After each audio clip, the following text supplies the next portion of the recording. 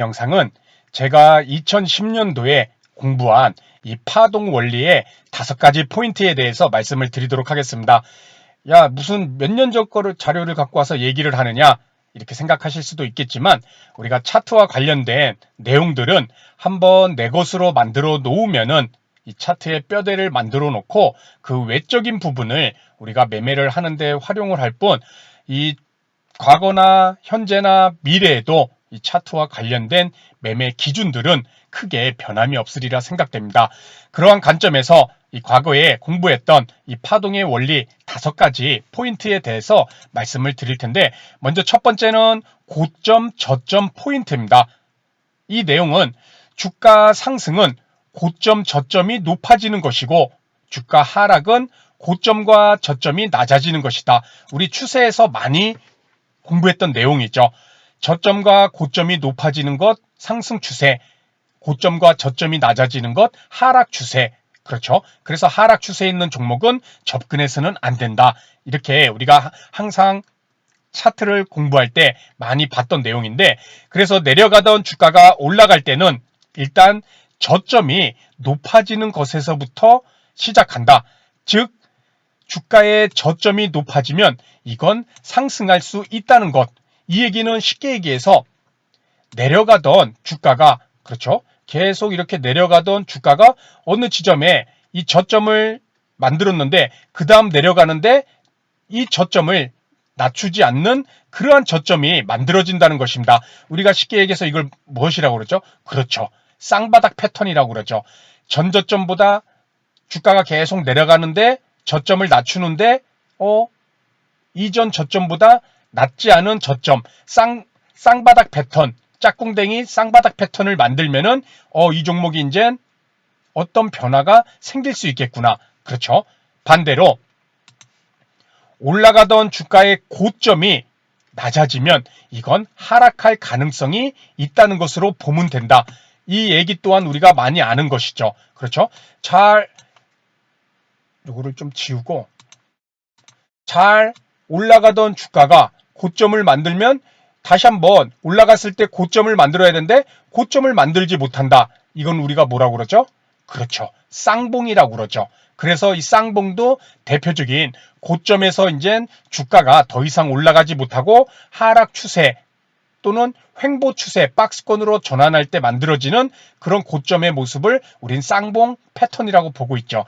그래서 파동 원리의 첫 번째 고점, 저점 포인트를 우리가 어떤 내용을 알고 있을 때 이것을 파동에서 중요한 포인트로, 첫 번째 포인트로 우리가 활용을 해볼 수 있다는 것입니다. 이것이 파동의 첫 번째 고점, 저점 포인트. 이제 두 번째는 강약의 포인트입니다.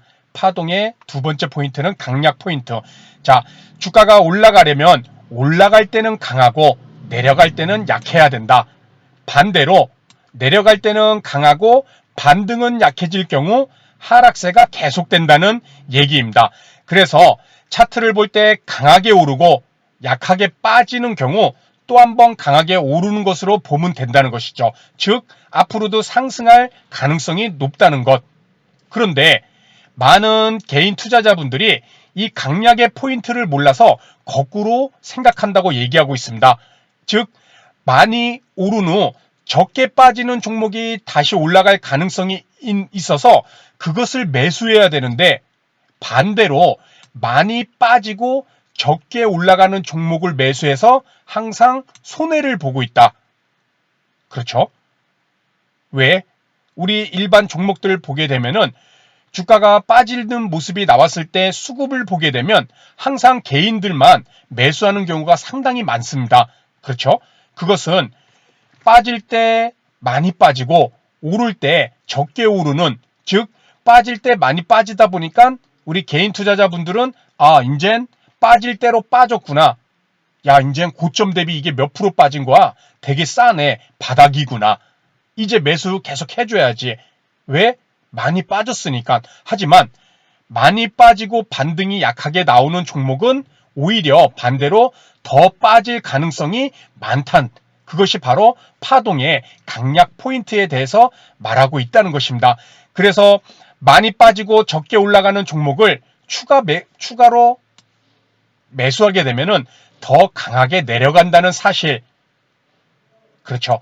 이것만 알아도 우리가 차트를 볼 때 살 종목을 눈에 보이는 것은 물론 시장의 주도주나 대장주를 누구한테 물어볼 필요 없이 가장 세게 올랐는데 가장 덜 빠지고 또는 크게 오르고 옆으로 가는 종목은 확률적으로 더 오를 수 있는 그런 확률이 매우 높다. 이러한 부분을 이 파동의 강약 포인트로서 이렇게 두 번째 내용으로 얘기를 하고 있습니다. 그렇죠? 그렇게 봤을 때 우리 지수를 보면은 어떨까요? 그렇죠? 강약 포인트로 봤을 때 지금 코스피 일봉 차트인데 뭐 오를 때는 약하게 오르고 내릴 때는 그대로 막 쏴버리죠. 그렇죠. 아래로. 그러한 모습을 봤을 땐 아직도 시장이 상당히 어려운 그러한 파동상의 모습 속에 있다는 것입니다. 자, 세 번째. 이젠 파동의 거래량 포인트. 차트를 볼 때 거래가 많이 나오는 방향이 움직이는 방향일 가능성이 크다. 거래라는 것은 주가 움직임의 에너지이기 때문에 올라갈 때는 거래가 늘면서 올라가고 올라가다 쉴 때는 거래가 줄면서 쉰다. 그러다 다시 올라갈 때는 거래가 늘고 또 쉴 때는 거래가 줄면서 쉬는데 이것이 바로 파동상의 거래량 포인트라는 것입니다. 때문에 하락세가 되면은 반대겠죠. 하락세는 내려갈 때는 거래가 늘고 그렇죠. 반등은 약하니까 거래가 줄면서 반등을 한다. 이것이 우리가 알고 있는 이 거래량을 통해서 올라갈 때는 거래가 많이 터지면서 손바뀜이 일어나고 특히 바닥권에 있는 종목들 그랬을 때는 이제 바닥을 탈피하는 그러한 모습으로 우리가 볼 수 있을 것이고 오른 다음에 쉬어갈 때는 이익 실현한 물량 또 어떤 물량이 다 나오더라도 그렇죠. 손바뀜이 일어나고 그 가격대에 매수한 사람이 손바뀜이 일어나서 새로운 신규 매수자가 있기 때문에 쉽게 매물을 내놓지 않는다. 그래서 더 올라갈 종목들은 쉬어갈 때 거래량이 확 주는 그러한 모습을 이제 파동상의 거래량 포인트로 이렇게 설명을 하고 있습니다. 다음은 네 번째는 큰 파동, 작은 파동, 파동에도 대파동과 소파동이 있습니다. 이 글을 쓴 사람은 이제 그것을 차트상으로 일봉 차트, 분봉 차트 또는 주봉, 월봉으로 얘기를 하고 있습니다.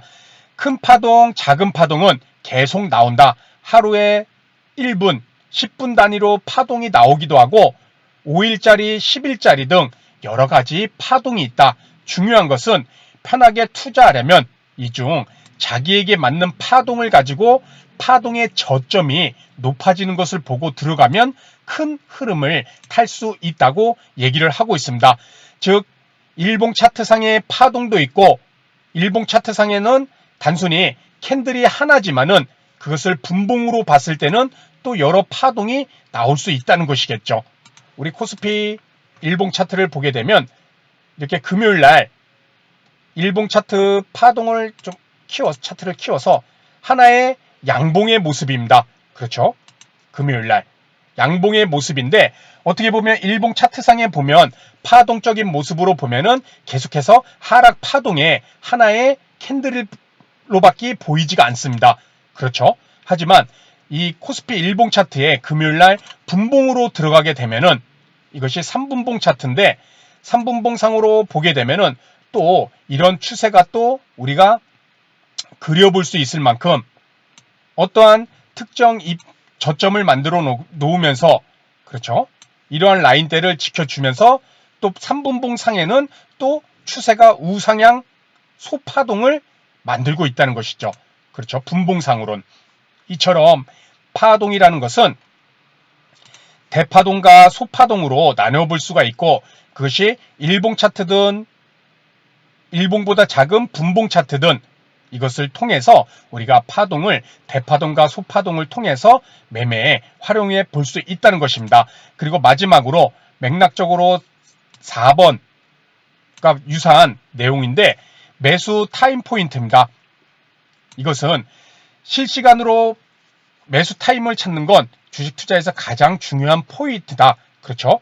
파동을 알면 쌍바닥 저점이 높아지는 파동을 보고 조금 전 밀릴 때는 약했는데 저점이 높아지면서 강한 상승 흐름이 나온다면 그 순간이 바로 매수 타이밍이 된다는 것입니다.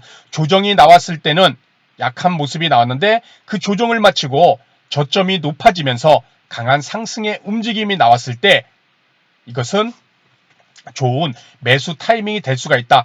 실시간으로 저점을 이용하는 것이고 장이 아무리 좋다 하더라도 또 파동의 대파동과 소파동의 유사한 4번과 같은 유사한 내용이죠. 큰 파동이 올라가는데 작은 파동에서 쌍봉이라고 하는 일봉 차트상에서는 하나의 캔들로 올라가고 있는데 분봉을 봤더니 주가가 올라가다가 쌍봉, 그러니까 고점을 더 이상 높이지 못하는 그러한 모습이 나오면은 이제 파동상 하락 추세로 접어들 수 있다는 것입니다. 그래서 큰 파동은 지금 올라가는 추세지만 작은 파동이 꺾이면은 지금 당장은 눌리면서 가기 때문에 이렇게 큰 파동이 가고 있지만은 그렇죠. 1시간짜리 파동에서 눌리면서 뭐 쌍봉 이러면서 땅을 치며 가고 있는 것 그랬을 때는 분명히 일봉 차트상에서도 추세상 하락으로 당일에 그러한 모습이 나올 수 있다는 것입니다. 일봉에서는 캔들 하나만으로 우리가 판단하기 어려운 그런 소파동을 분봉 차트에서 그것을 활용을 해볼 수 있다는 것, 이것을 이렇게 파동의 매수 타이밍에 대해서 얘기를 하면서 함께 얘기를 하고 있습니다. 자, 우리가 4번과 5번 대파동과 소파동인데 일봉 차트상에서는 주가가 끊임없이 이렇게 내려가고 있지만은 그렇죠. 주봉도 코스피 주봉도 계속해서 하락 추세를 만들어 가고 있죠. 그렇죠. 주봉 차트상에도 계속해서 추세적으로 하락, 월봉도 계속해서 하락을 만들어 가고 있습니다. 그보다 큰 대파동인 연봉 차트 캔들 하나가 1년인데 이 연봉 차트로 봤을 때는 아직은 추세가 상승으로 만들고 있죠. 그렇죠. 그런 것처럼 우리가 단기 트레이딩을 하는 분들은 요 일봉 차트만 보면서 뭐 스윙 투자를 접근을 하는 것이 아니라 이렇게 분봉 차트까지 함께 살펴보면서 타이밍을 잡아볼 수 있어야 된다. 그것을 이제 이렇게 소파동과 대파동을 얘기를 하면서 이렇게 안내를 하고 있습니다. 자, 오늘 우리가 살펴본 내용이 이 파동의 5가지 포인트인데 이 부분은 상당히 많은 내용이 함축되어 있는 내용들이 참 많이 있습니다. 고점, 저점 포인트, 그리고 강약에 대한 포인트, 거래량에 대한 포인트, 그리고 대파동과 소파동, 즉 차트상의 분봉 차트, 일봉 차트, 주봉 차트, 월봉 차트, 심지어 연봉 차트 이러한 부분을 우리가 파동을 통해서 차트를 분석할 때 어떠한 부분에 좀 초점을 두고 관심을 갖고 또는 알아야 되는 내용을 이렇게 5가지 영역으로 나눠서 오늘 한번 말씀을 드렸습니다.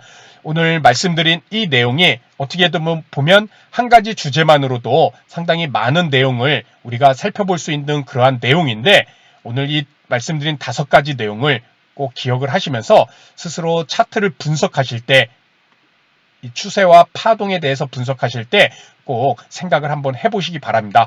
그래서 오늘 내용은 여기서 마치도록 하고요. 더 좋은 내용으로 인사를 드리도록 하겠습니다. 감사합니다.